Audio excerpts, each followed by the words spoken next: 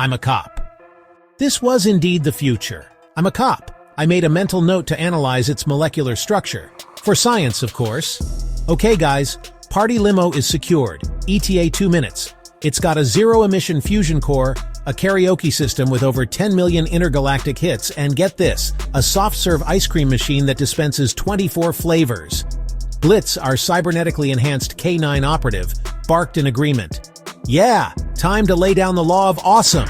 Tokyo, Narita Interstellar Airport, year 2077. Flying cars zipped past the giant windows. Holographic geishas bowed politely, offering directions to baggage claim. My internal chronometer registered 14:02 Earth Standard Time. I, Unit 100, 200, 300, 400, 500, 600, 900. But you can call me 900. Was ready for data acquisition. This humidity plays havoc with my joints. Tokyo touchdown. More neon than my circuits. All right, team, Tokyo ain't gonna know what hit it. Operation Maximum Fun is a go. Meet the COPS crew. Captain N, our cool leader, loves retro gaming. John Cena, aka Checkpoint, is the muscle. He also plays Bowser, the mischievous villain. Blitz, our cybernetic bulldog, loves chasing holographic squirrels.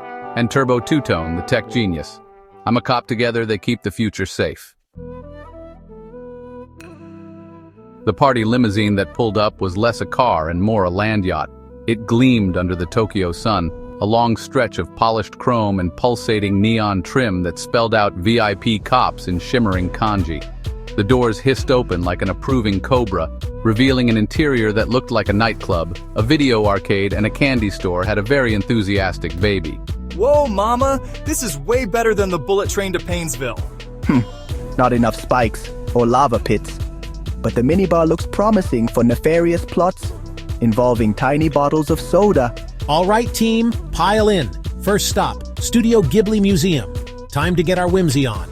Blitz, with a happy yelp, activated his rocket paws for a microburst and landed directly onto a pile of what appeared to be sentient, self-fluffing pillows. He began to snore almost instantly, a low rumble that vibrated through the limo's floor. Check out this sound system. It's got subwoofers that can liquefy concrete or, provide a really immersive karaoke experience.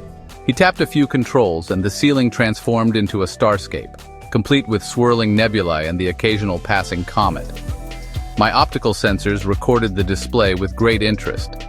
It was far more aesthetically pleasing than the usual diagnostic screens I stared at all day.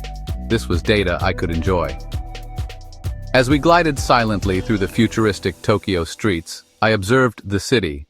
Skyscrapers pierced the clouds, their surfaces covered in shimmering digital advertisements. The limo was a technological marvel, a true testament to future fun. One wall was an interactive display, currently showing a live feed from a camera mounted on a pigeon flying over Shibuya Crossing. Whoa, look at all those people. It's like an ant farm, but with better fashion sense. Checkpoint was attempting to arm wrestle a robotic arm that extended from the minibar designed to mix drinks. You can't defeat the C-Nation? He grunted, his face turning a shade of red that clashed spectacularly with his uniform. The robotic arm, unimpressed, offered him a perfectly mixed martini. Bowser, meanwhile, had discovered the aforementioned soft-serve ice cream machine. Mwahaha! Soon all the ice cream in this limo will be mine, and then the world's... He then proceeded to get a brain freeze so intense his spiky Bowser wig nearly flew off. Turbo Two-Tone was busy customizing the ambient lighting, shifting it from Zen Garden to Disco Inferno and back again, much to Blitz's sleepy confusion. The dog would open one eye, see flashing lights, then go back to dreaming of robotic mailmen. My own interaction with the limo's systems was more analytical.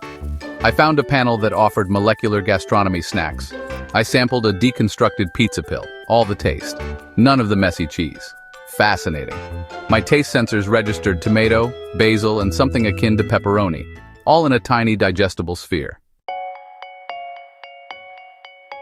My processors analyzed the query probability of lava-filled donuts, low, probability of donuts fighting back, negligible unless genetically modified, checkpoint.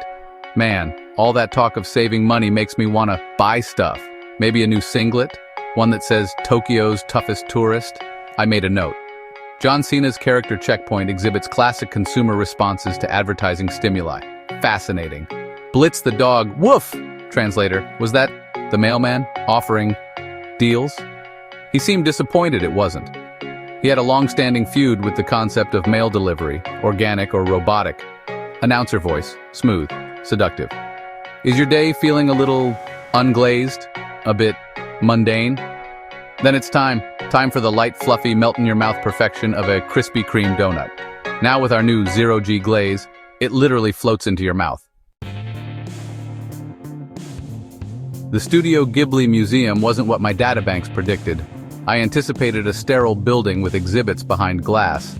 Instead, we stepped into a whimsical, sprawling villa covered in ivy with rounded doorways and stained glass windows depicting fantastical creatures. It felt less like a museum and more like walking directly into one of Hayao Miyazaki's animated masterpieces.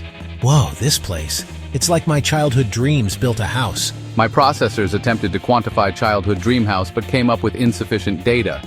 It was, however, aesthetically pleasing. Inside, there were no set paths.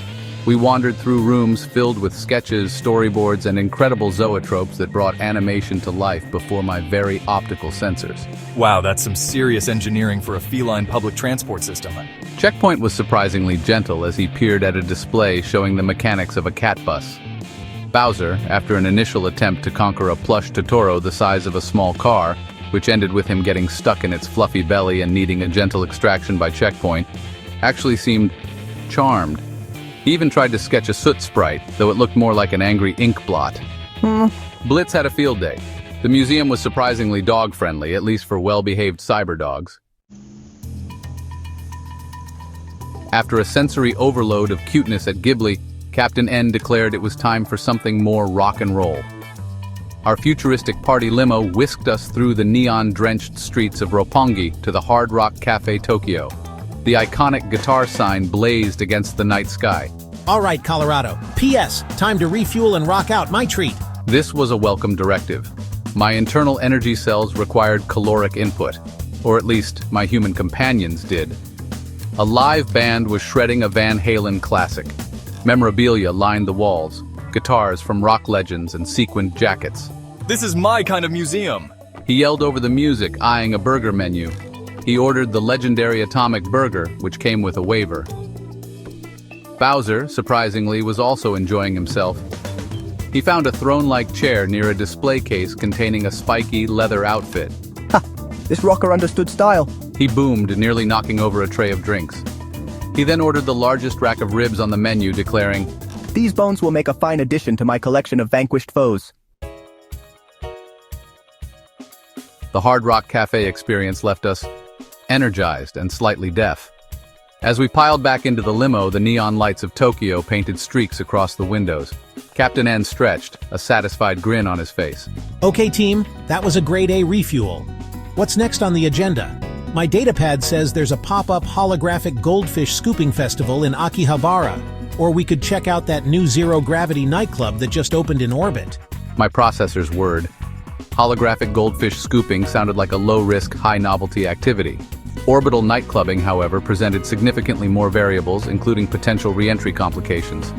Checkpoint, still buzzing from his Atomic Burger, which he'd impressively finished, waiver be darned, flexed. I say we find somewhere to show off these pythons. Maybe an arm wrestling tournament, or a competitive posing championship. Bowser needs a nap, a villainous nap, in a comfortable lair. Does this limo have a lair setting?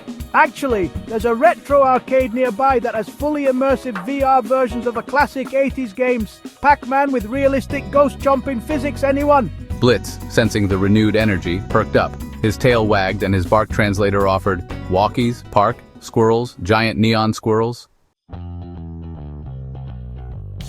Our Akihabara excursion was a whirlwind of sensory input. Checkpoint dominated a virtual reality sumo wrestling game, much to the delight of a crowd of onlookers. Bowser attempted to negotiate with a claw machine for a particularly grumpy-looking Godzilla plushie, which mostly involved him shaking the machine until Turbo Two-Tone discreetly paid for the prize. Captain N found a vintage game cartridge he claimed was rarer than a polite internet comment. Blitz, unfortunately, mistook a cleaning bot for a giant mobile chew toy, leading to a brief but amusing low-speed chase. My own processors were busy analyzing the latest quantum computing components. As the first hints of dawn began to paint the Tokyo sky, even our C.O.P.S crew started to show signs of depleted energy reserves. Well, the organic ones anyway. My own power cells were still at 87%. We found ourselves atop a skyscraper, watching the sunrise over the sprawling metropolis. The city, a complex network of lights and life, looked almost peaceful from this height. Well, team, I'd say Operation Maximum Fun was a resounding success. Thanks for keeping us on track, 900. Checkpoint yawned, a sound like a bear waking from hibernation. Yeah, Tokyo, you've been seen. He declared, then promptly leaned against Bowser and fell asleep. Bowser surprisingly didn't shove him off, merely grumbling. The hero is weak, but this city has acceptable minions, and the ramen was adequate.